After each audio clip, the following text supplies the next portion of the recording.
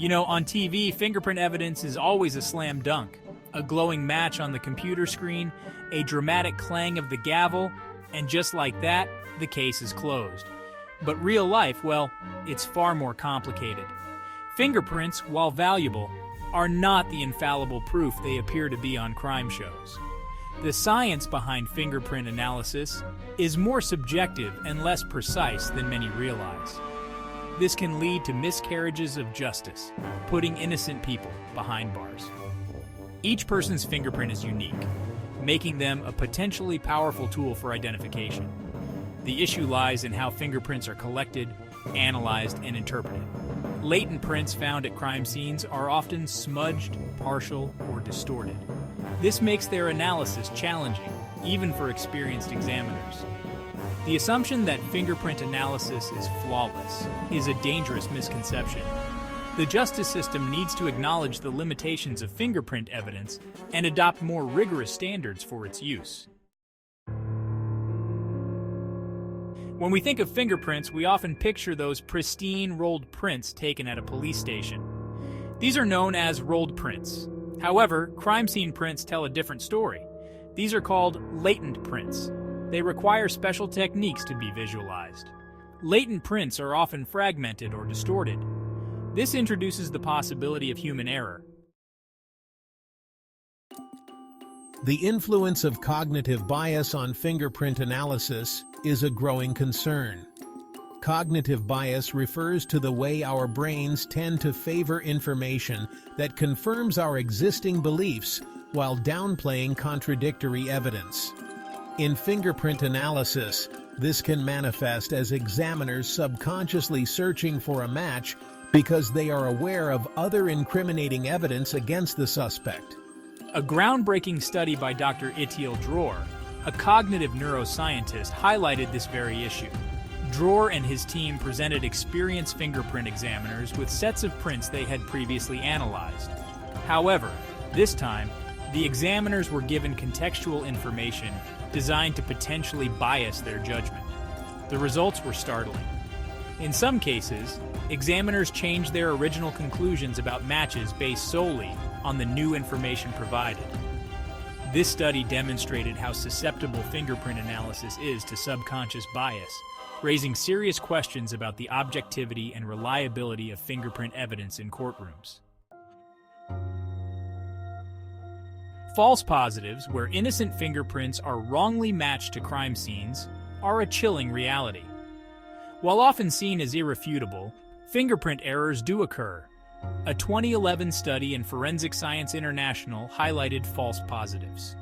169 examiners analyzed latent prints. The study found a 3% false positive rate. This underscores the need for caution in corroborating evidence. Section 5, Questioning 100% Accuracy, the AAS Report.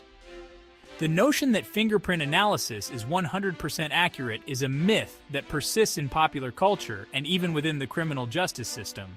However, this claim has been challenged by leading scientific organizations, including the American Association for the Advancement of Science, or AAAS. In 2010, the AAAS released a comprehensive report examining the scientific basis of various forensic disciplines, including fingerprint analysis. The report concluded that while fingerprints can be a valuable tool for investigation, claiming 100% accuracy is scientifically unsupportable. The AAAS report served as a wake-up call, urging the forensic science community to adopt a more rigorous and scientifically grounded approach. Section 6. The Case of Stephen Cowan, When Fingerprints Deceive.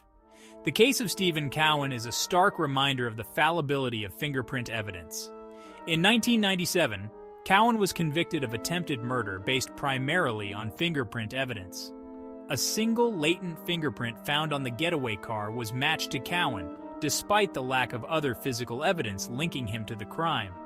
Cowan, who had a clean record and maintained his innocence, spent 6 years in prison before being exonerated. The fingerprint evidence used to convict me was later found to be flawed. Independent experts concluded that the initial analysis was rushed and lacked proper scientific rigor. Cowan's case illustrates the devastating impact of a wrongful conviction based on faulty fingerprint evidence.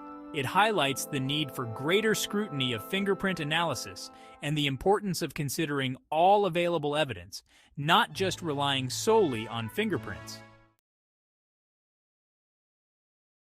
Section 7. Brandon Mayfield, a wrongful accusation based on prints. The 2004 Madrid train bombings sent shockwaves across the globe. A latent fingerprint found on a bag of detonators became a focal point. The FBI identified the print as belonging to Brandon Mayfield, an American lawyer. Mayfield was arrested despite insisting he had no connection to the bombings.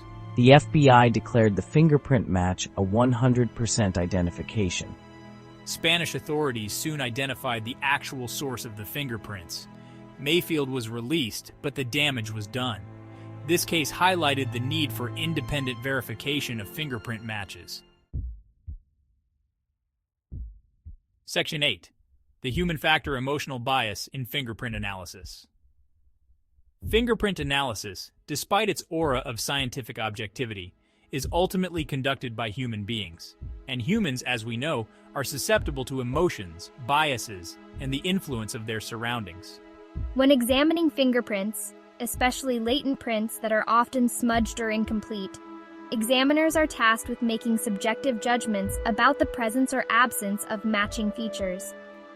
The pressure to solve a crime, especially a high-profile one, can be immense. This pressure, coupled with the knowledge of other incriminating evidence against a suspect, can unconsciously sway an examiner's judgment, leading to confirmation bias.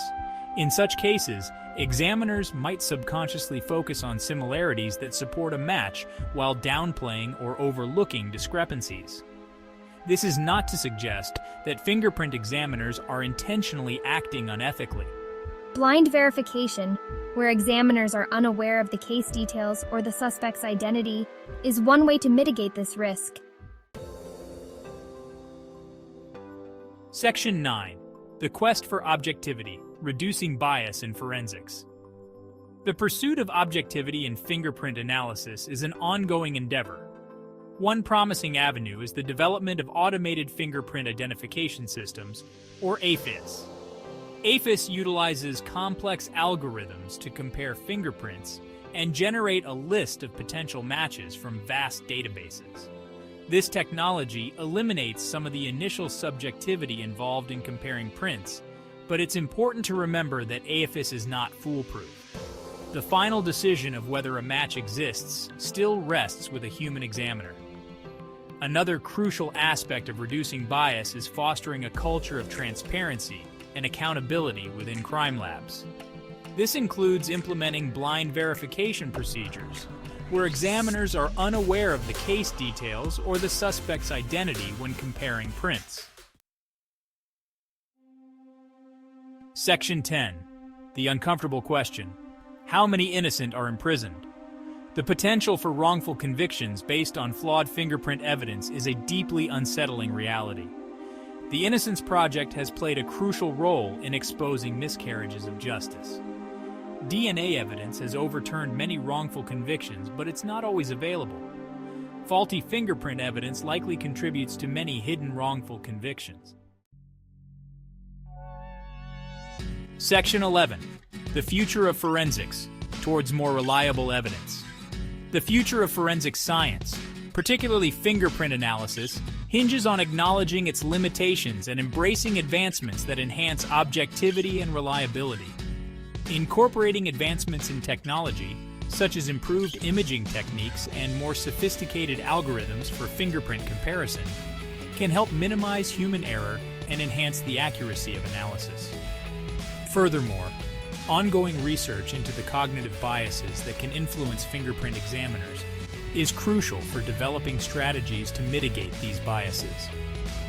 This includes refining training programs to educate examiners about bias, implementing blind verification procedures, and promoting a culture of transparency and accountability within crime labs. By embracing scientific rigor, transparency, and a commitment to continuous improvement, Forensic science can play a vital role in upholding the integrity of the criminal justice system and protecting the innocent.